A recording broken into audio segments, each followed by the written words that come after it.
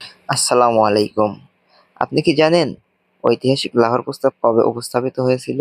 আজকের ভিডিওতে এমনই কিছু গুরুত্বপূর্ণ প্রশ্ন ও উত্তর নিয়ে হাজির হয়েছি আমরা। ভিডিওটি দেখুন এবং জেনে নিন আর অর্জন করুন কিছু সাধারণ জ্ঞান। তাই ভিডিওটির শুরু থেকে শেষ পর্যন্ত দেখুন আর আজকের কুইজের উত্তর অবশ্যই কমেন্ট বক্সে জানিয়ে যাবেন। Video is start now. সম্প্রতি বাংলাদেশের কোন স্কুল ইউনেস্কোর কনফুসিয়াস সাক্ষরতার পুরস্কার লাভ করেছে? সম্প্রতি বাংলাদেশের সিধুলাই ভাসমান স্কুল ইউনেস্কোর কনফুসিয়াস সাক্ষরতার পুরস্কার লাভ করেছে। ডিসিসিআই এর তথ্যমতে ঢাকা জেলার মানুষের বর্তমান মাথাপিছু আয় কত?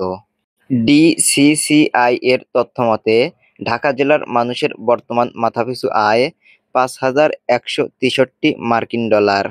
সরকারি কর্মচারীদের জন্য প্রস্তাবিত ব্যাংকের নাম কি? সরকারি কর্মচারীদের জন্য প্রস্তাবিত ব্যাংকের নাম হলো সরকারি কর্মচারী ব্যাংক। বাংলাদেশের জন্য চীনের শুল্কমুক্ত সুবিধা নীতিটি বাড়ানো হয়েছে কত সাল পর্যন্ত? ২০২৮ সাল পর্যন্ত বাংলাদেশের জন্য চীনের শুল্কমুক্ত সুবিধা নীতিটি বাড়ানো হয়েছে। বাংলার বাঘ নামে পরিচিত ছিলেন কে? বাংলার বাঘ নামে পরিচিত ছিলেন শেরেবাংলা একে ফজলুল হক। পূর্ব তিমুর আসিয়ানের কততম সদস্য রাষ্ট্র হিসেবে যুক্ত হয়েছে? পূর্ব তিমুর আসিয়ানের ১১তম সদস্য রাষ্ট্র হিসেবে যুক্ত হয়েছে আর যুক্ত হওয়ার তারিখ হলো ২৬শে অক্টোবর ২০২৫।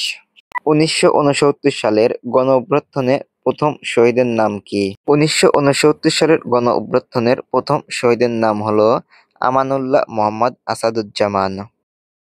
ঐতিহাসিক লাহোর প্রস্তাব উপস্থাপিত হয় কবে?